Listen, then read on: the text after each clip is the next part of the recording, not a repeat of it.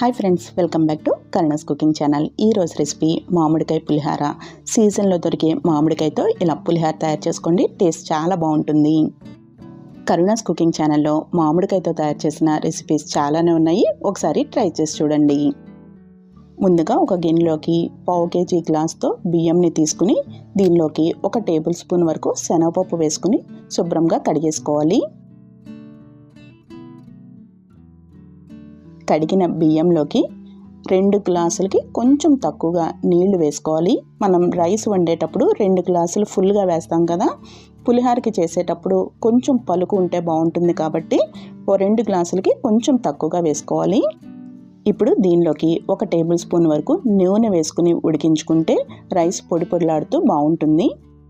కుక్కర్లో 2 విజిల్స్ వచ్చేంత వరకు ఉడికించుకోవాలి. ఈలోపు పోపు కూడా రెడీ చేసేసుకుందాము. ప్యాన్లోకి 1/2 కప్పు వరకు నూనెని వేసుకుని దీనిలోకి 1/4 కప్పు వరకు జీడిపప్పులు వేసుకుని దోరగా వేయించుకోవాలి.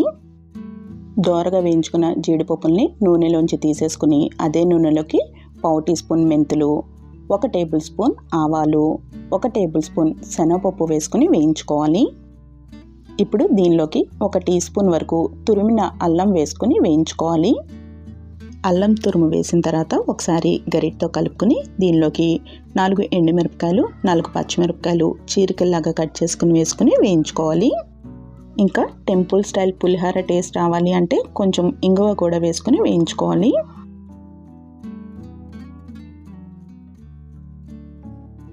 శనగపప్పు చక్కగా వేగిన తర్వాత దీనిలోకి కొంచెం కరివేపాకు కూడా వేసుకుని వేయించుకోవాలి.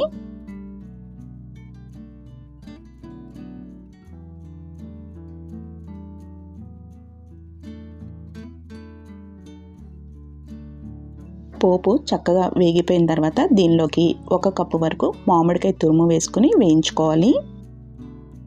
మామిడికాయ పేస్ట్ కాకుండా ఇలా తురుము వేసుకుంటే బాగుంటుంది. ఒక 4-5 నిమిషాల పాటు ఈ విధంగా గరిటతో కలుపుకుంటూ వేయించుకోవాలి. మరీ మెత్తబడిపోవాల్సిన అవసరం లేదు. ఇప్పుడు ఉడికిన అన్నంని వెడల్పుగా ఉన్న పళ్ళెంలోకి వేసుకోవాలి.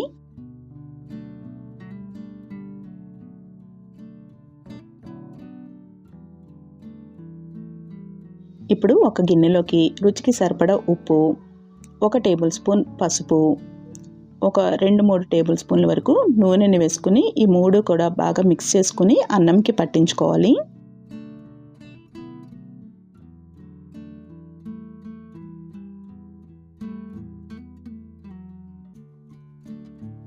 అన్నంలోకి పసుపు, ఉప్పు, నూనె బాగా కలుపుకున్న తర్వాత పోపు వేసేసుకుని కలుపుకోవాలి. పోపుని అన్నంలోకి బాగా కలుపుకున్న తర్వాత ఒక 5 నిమిషాలకి పులుపు అంతా కూడా చక్కగా పడుతుంది. ఇప్పుడు దీన్ని పక్కన ఉంచుకుని ఆవ తయారు చేసుకుందాము. పులిహోరలోకి ఆవ తయారు చేసుకోవడం కోసం 1/2 టీ స్పూన్ ఆవాలు, 1/4 టీ స్పూన్ మిరియాలు, 1/4 టీ స్పూన్ ఉప్పు. మనం ఆల్రెడీ పులిహోరలోకి ఉప్పు కలిపేసాం కాబట్టి కొంచెమే తీసుకోండి. ఇంకా 1/4 టీ స్పూన్ పసుపు వేసుకోవాలి. దీంట్లోకి కొంచెం కారంకి తగ్గట్టుగా ఎండుమిరపకాయలు, నేను 3 ఎండుమిరపకాయలు వేస్తున్నాను. ఇవన్నీ కూడా పొడి చేసేసుకోవాలి. ఈ పొడి ఎప్పుడు కూడా ఇన్స్టెంట్గా తయారు చేసుకోవాలి. ఆవాలు వేసాం కాబట్టి ఎక్కువసేపు నిల్వ ఉంటే చేదు వచ్చేస్తుంది.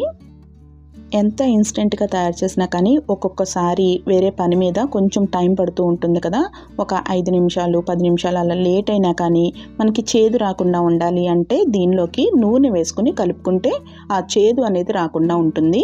అది కూడా ఒక 5 నిమిషాలు 10 నిమిషాల కోసం మాత్రమే, ఎక్కువ టైం అయితే నిల్వ ఉంచకూడదు. ఇలా నూనె వేసేసుకుని కలుపుకోవాలి. పులిహోరలోకి పోపు కలిపేసిన తర్వాత ఒక 5 నిమిషాలకి టేస్ట్ చెక్ చేసుకోవాలి. పులుపు మనకి ఒక 5 నిమిషాల తర్వాతే తెలుస్తుంది. అందుకని 5 నిమిషాల తర్వాత చెక్ చేసుకుని పులుపు ఏమైనా తగ్గినట్టయితే ఇలా తురిమిన మామిడికాయ ఇలా వేసేసుకోవచ్చు. నాకు కొంచెం పులుపు తగ్గింది, అందుకని మామిడి తురుము వేశాను. ఇప్పుడు మొత్తం చల్లారిపోయిన పులిహోరలోకి ఆవ వేసుకోవాలి. పులిహోరలోకి ఆవ వేసేటప్పుడు రైస్ మొత్తం చల్లారిపోయింది అయితేనే మనకి టేస్ట్ కరెక్ట్గా ఉంటుంది.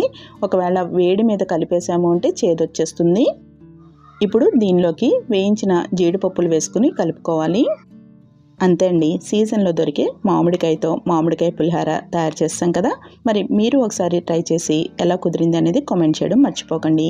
Thank you for watching Karuna's cooking channel.